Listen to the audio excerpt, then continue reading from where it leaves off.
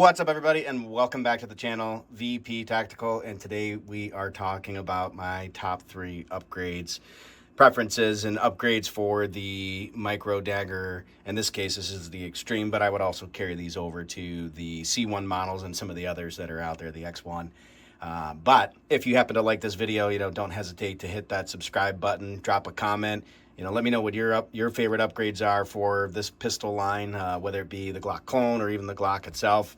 I'd love to hear what your thoughts and feedback are, but we'll go ahead and dive right in. And so first and foremost, what I want to talk about for me that I think was a valuable upgrade was the magazine base plate. This one was by CMC, and it's just a solid quality product. It's an aluminum base plate. I put this on. I did do a video on it. I mean, this magazine is unloaded. You can see, of course, the base plate itself is completely flat versus the factory one, which isn't even loaded, and it's bowing. And if you can tell, there's definitely flex to it, which there's no flex to the other one. A little bit of forward movement, but there also is too with the CMC. But all in all, I think that should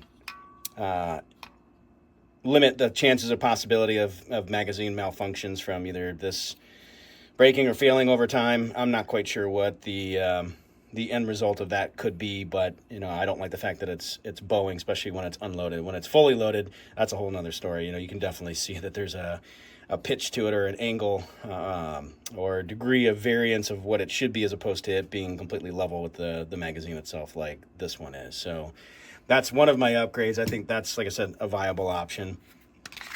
The other is a quality trigger. So these pistols are actually shipped with a split hinged trigger. And so basically it's got a curve to it and it's hinged. And that's not one of my favorites, to say the least. If you've heard me talk on my channel, I had a Sig, what was it? No, not Sig, excuse me, Smith & Wesson Sigma. So we're talking years ago.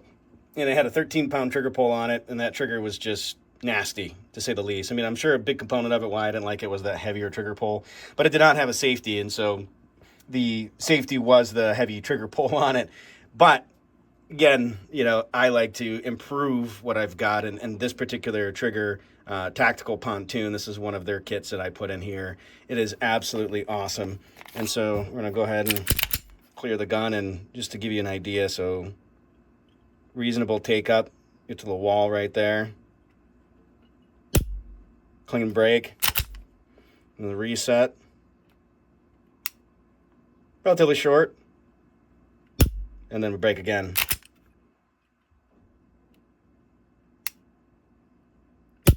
That's pretty crispy. And I think that James with Tactical Pontoon does a pretty good job with his triggers. He is incredibly knowledgeable, and I've seen him go to just about the ends of the earth to help folks with questions.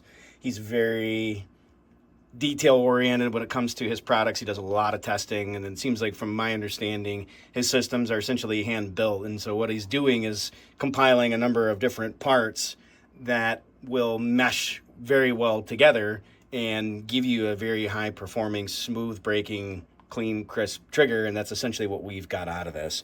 And there are a number of different styles too. This is just one of them. There's some that have for a little bit of a chunkier trigger shoe, you name it. There's styles as far as color, you name, in terms of combinations, you name it. They're available from Tactical Pontoon. And then the last and final one, which I think is certainly a valuable upgrade. And don't get me wrong, I don't think there's anything wrong with iron sights, but I do love me a good optic, and especially on a pistol. I think they're just awesome. This one happens to be the EPS carry from Holosun, and this particular optic fits the RMSC platform. And so Micro Dagger and others that, or Shield RMSC, that take this style of cut. And this is a fantastic optic featuring solar power. It's completely enclosed, which is certainly a plus from a weather standpoint. Also sweat, whatever else, any other elements that might be detrimental to an optic. This is enclosed, and you shouldn't have to worry about that. And this is essentially, like I said, a solar backup system. So in the event that you don't have battery power, or battery power is running low, and then of course you have that solar fail-safe system. Easy to change battery tray, awesome. You know, and controls as far as elevation and windage, easily accessible, very easy to change. I do like the fact they have that multi-coating on the very front, and then you'll see even some of it on the back. Glass looks clear. Like I said, it's a pretty solid optic through and through. And this particular one has the donut of death, and some folks will know that. Right now it's very hard to pick up on camera, and my camera does not want to grab it at all. So, but needless to say, it is a fantastic optic.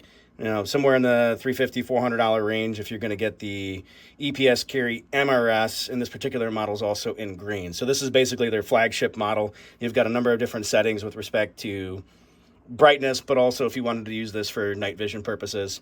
But all in all, this is a pretty sweet little package and setup. You know, the only thing I could think that would even remotely make this kit or setup better potentially would be a compensator. You know, based on the way I have it kitted out now, the muzzle flip recoil, I've actually gotten pretty used to it. Smaller package, 9mm, smaller frame, 9mm. You can anticipate a little bit of muzzle flip to it. But I think at some point I'll probably add because I have my threaded barrel for it, I'll add a compensator and see how that compares to my C1. And if you're not familiar with the C1 by PSA, the Micro Dagger or Dagger Micro, that particular pistol has a compensator built in, or like some fluting on the top of the slide itself. So it's not actually the barrel itself being comped, it's the slide. And so the slide is a little bit longer. It's similar in size to a G48, and it has a compensated type feature built into it. So, at any rate, that's my take on the Micro Dagger, and again, my top 3 upgrades for it. The base plates from CMC, which I absolutely love. Like I said, they put out a great product. I believe they even have a magwell for it, which I haven't gotten just yet, as you can see, but I think that's something that I'll eventually add. Tactical pontoon trigger, and then, of course, my Holosun EPS MRS carry in green. Again, I appreciate it. If you made it all the way to the end, thanks a million. I certainly appreciate that, and we'll see you on the next video. Got a lot of cool stuff coming. Stay tuned, and I appreciate all the love and support. Be safe, stay vigilant.